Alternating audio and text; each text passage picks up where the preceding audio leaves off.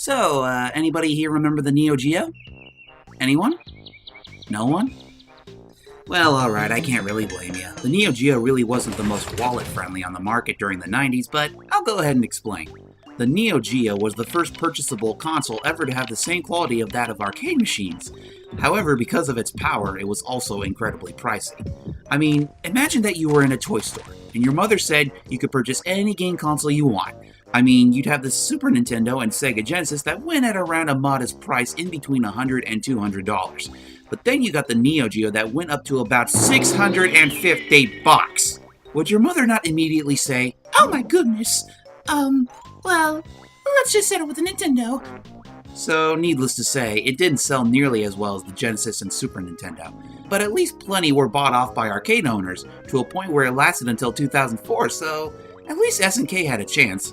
Many people may remember some of its more successful entries such as King of Fighters, Samurai Showdown, and Metal Slug. Today, however, we'll be talking about a game that was under the radar ever since its release in the early 90s called Blues Journey.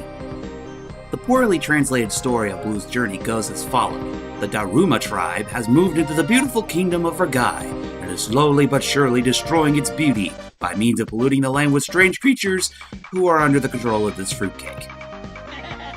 Everyone is slowly becoming overcome by the pollution, especially the beautiful Princess Fa. And so it's up to our hero, a Cyborg 009 Blue, to save the day with his all-powerful leaf dump. Blues Journey is a basic platformer of the times where you run on a 2D plane and try to reach the goal. Enemies will pop out from just about everywhere, but you can defeat them by either jumping on their heads, and then jumping off their heads to send them spinning like a top into other enemies, or you can use the previously mentioned leaf attack to stun enemies and throw them into other enemies. The leaf attack is your default weapon, but you can also collect other items, such as bombs that can be hurled at enemies to kill them instantly, or a boomerang that acts more like a close-ranged weapon. Every weapon can be upgraded if you collected more of the same icon that gives you the weapon. However, if you die, you'll lose all your upgrades and will only be left with the leaf attack. Speaking of dying, that's what you'll be doing a lot of in this game. While the game isn't the most difficult, oftentimes you'll end up falling into unswimmable objects, swatted at by enemy projectiles, or even a few rare one-hit deaths like this. It also doesn't help that Blue is only given 2 hearts. You'll lose them pretty quick, and when you do, it's the pits of the Devil's Playground for you. But at least every time you die, you'll usually start back not too far from where you died. Every time you lose all your lives, you'll come to a continue screen where you'll see Princess Fa pleading for you to continue the game. However, when you continue, you'll just come back to a spot you would have already returned to had you lost a life. So it's pretty clear that this game was mostly meant to chew up your quarters at an arcade. Occasionally you'll come across these mushroom houses where you'll meet other quirky characters, such as this old man who will offer you a boat made out of a leaf or mud, and by the way, don't choose mud. This chick who will transport you to any world of your choosing, or this apple-colored schmuck who claims to be your rival. You'll also come across shops that are run by this bodacious bug babe who will sell you items in exchange for flowers you collect along your journey. There are a total of 6 worlds in this game, but you can only play 4 of them in one playthrough as the 4 middle worlds act as branching paths. Each world has a boss at the end of it, and you'll have to use your skills to beat them. Some of them are really cheap, however, especially that snowman boss.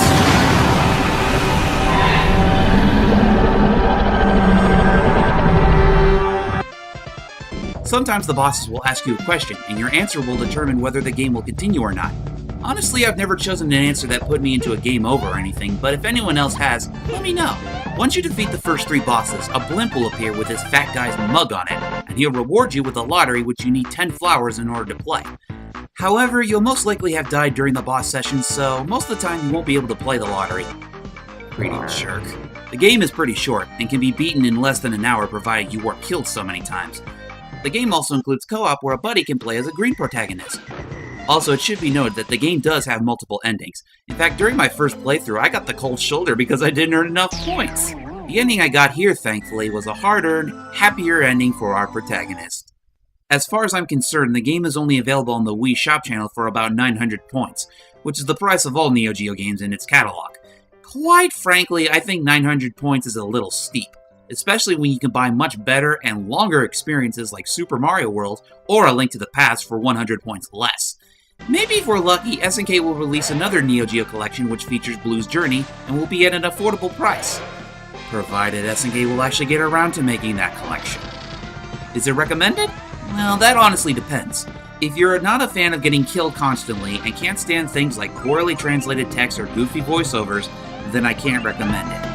For everyone else, though, I think it'd be an okay purchase, but only if there's no better game currently on the library that you don't already have. So, my final rating for this game is a 6 out of 10.